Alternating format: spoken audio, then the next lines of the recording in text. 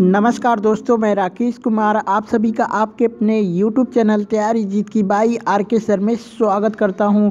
और दोस्तों आज 9 मार्च 2021 के रेलवे एनटीपीसी का जो सेकेंड शिफ्ट का एग्ज़ाम है वह ख़त्म हो चुका है। और दोस्तों मैक्सिमम क्वेश्चन मुझे मिल चुके हैं। यदि आप लोगों को क्वेश्चन याद हैं तो आप हमें बता सकते हैं हमारे व्हाट्सएप नंबर पे कॉल करके, मैसेज करके या फिर इसी वीडियो में कमेंट करके भी आप क्वेश्चन बता सकते हैं। हमारा व्हाट्सएप नंबर है 8881949373। जी हाँ दोस्तों, आप लोगों को जो भी प्रश्न याद है आप लोग इस पे बता सकते हैं या फिर वीडियो के कमेंट बॉक्स में भी बता सकते हैं। और दोस्तों अगर आप दोनों शिफ्टों का PDF फाइल बिल्कुल फ्री में डाउनलोड करना चाहते हैं तो वीडियो के डिस्क्रिप्शन में टेलीग्राम ग्रुप का लिंक मिल जाएगा। वहां से आप लोग हर दिन का जो है PDF फाइल बिल्कुल मुफ्त में डाउनलोड कर पाएंगे। और दोस्तों आप हमारे चैनल पे पहली बार विजिट किए हैं तो प्लीज़ चैनल को लाइक करिए और चैनल को सब्सक्राइब करिए और कमेंट करके बताइए कि ये वीडियो आप लोगों को कैसी लगती है। जी हाँ दोस्तों, चैनल पे पहली बार विजिट किए हैं तो चैनल को सब्सक्राइब करके बेल नोटिफिकेशन को ज़रूर दबाइएगा,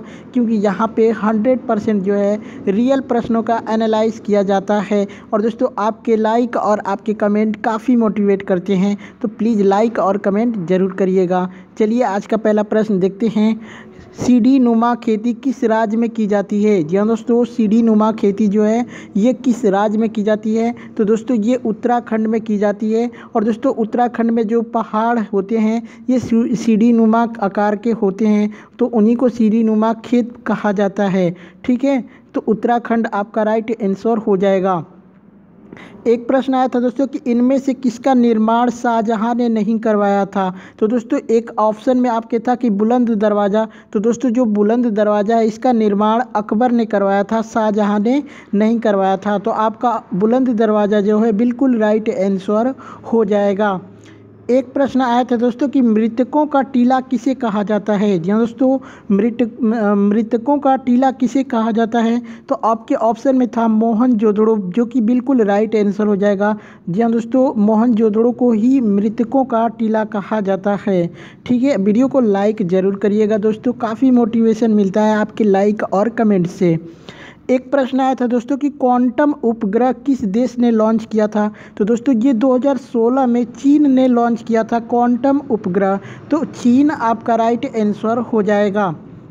एक प्रश्न आया था दोस्तों कि मानव शरीर की ऊर्जा जो है ये किसमें मापी जाती है? तो दोस्तों जो ऊर्जा का मात्रक है जूल होता है, लेकिन जूल को जो कैलोरी द्वारा भी मापा जाता है। लेकिन दोस्तों अगर मानव शरीर की बात हुई है तो मानव शरीर का जो तापमान होता है वो थर्मामीटर के द्वारा मापा जाता है। तो आप लोग कमेंट करके ज़रूर बताइए कि आपसे एग्जाम में जो है क्वेश्चन क्या पूछा गया था और आपके ऑप्शन में क्या क्या दिया हुआ था। ठीक है, चलिए एक प्रश्न आया था दोस्तों कि संयुक्त राष्ट्र दिवस 2020 की थीम क्या है? जी दोस्तों, संयुक्त राष्ट्र दिवस जो है उसकी थीम पूछी गई थी 2020 की, तो इसका थीम था दोस्तों द फ्यूचर वी वांट। जी दोस्तों, the future we want, the UN we need, reforming our collective commitment to multilateralism. ठीक है, चलिए आप इसको देख लीजिए, थोड़ा बड़ा है। ठीक है,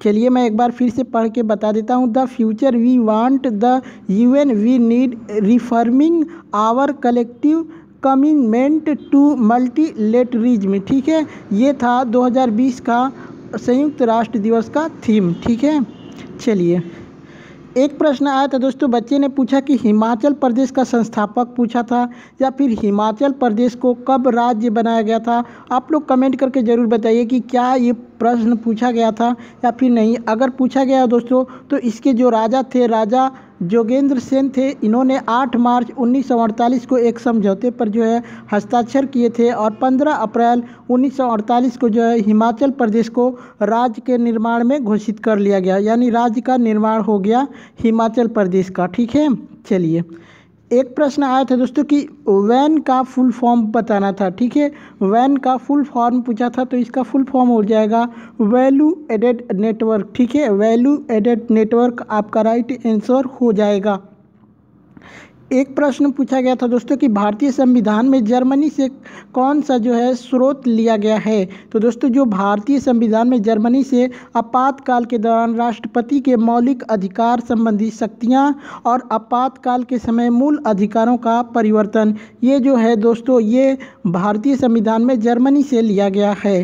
ठीक है, चलिए एक प्रश्न पूछा गया था दोस्तों कि 2018 का जो गांधी शांति पुरस्कार है वो किसके लिए दिया गया था। तो दोस्तों ये जो 2018 का गांधी शांति पुरस्कार है ये जो है विश्व स्वास्थ्य संगठन, ठीक है, विश्व स्वास्थ्य संगठन के सद्भावना दूत योहेई सासाकावा को दिया गया था। ठीक है, योहेई सासाकावा को यह पुरस्कार दिया गया था। इन्होंने कुष्ठ रोग उन्मूलन के लिए यह पुरस्कार पाया था। तो हो सकता है कि आपके ऑप्शन में कुष्ठ रोग उन्मूलन भी दिया होगा। तो अगर कुष्ठ रोग उन्मूलन दिया होगा तो आपका राइट आंसर हो जाएगा।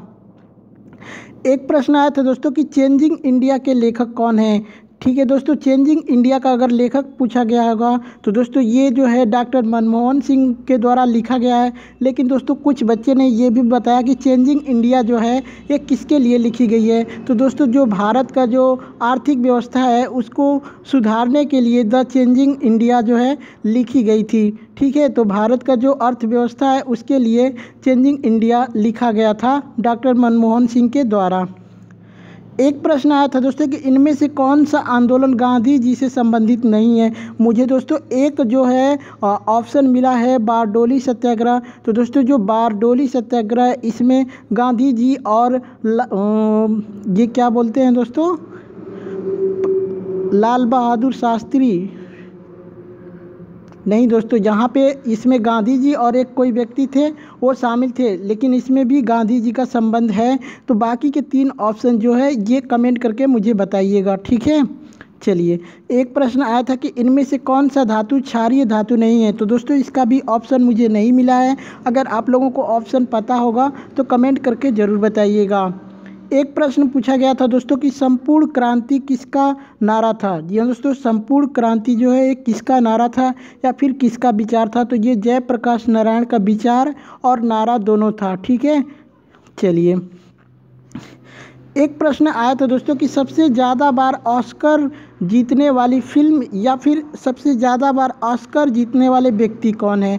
दोस्तों ऐसा ही प्रश्न पूछा होगा। अगर फिल्म के बारे में पूछा होगा तो पैरासाइट जो है 4 ऑस्कर अवार्ड जीत चुकी है। अगर व्यक्तियों के बारे में पूछा गया होगा तो दोस्तों आप लोग ऑप्शन कमेंट करके बताएंगे तो ही बताया जा सकता है। तो आपके ऑप्शन में अगर व्यक्ति के बारे में पूछा गया था, इंडिया के बारे में पूछा गया था या विदेशी व्यक्तियों के बारे में पूछा गया था, आप लोग कमेंट करके ज़रूर बताइएगा। एक प्रश्न आया था दोस्तों, यहाँ पे जो है ये फर्स्ट शिफ्ट का क्वेश्चन है। ठीक है, अब दोस्तों यहाँ पे जो सेकंड शिफ्ट का क्वेश्चन है ये ख़त्म हो चुका है और यहाँ पे जो फर्स्ट शिफ्ट के क्वेश्चन है दोस्तों जो कि मुझे लेट से मिले हैं मैं आप लोगों को बता देता हूँ। यहाँ पे एक प्रश्न आया था कि ई नेम पोर्टल किससे संबंधित है। तो दोस्तों ये जो है कृषि से संबंधित है।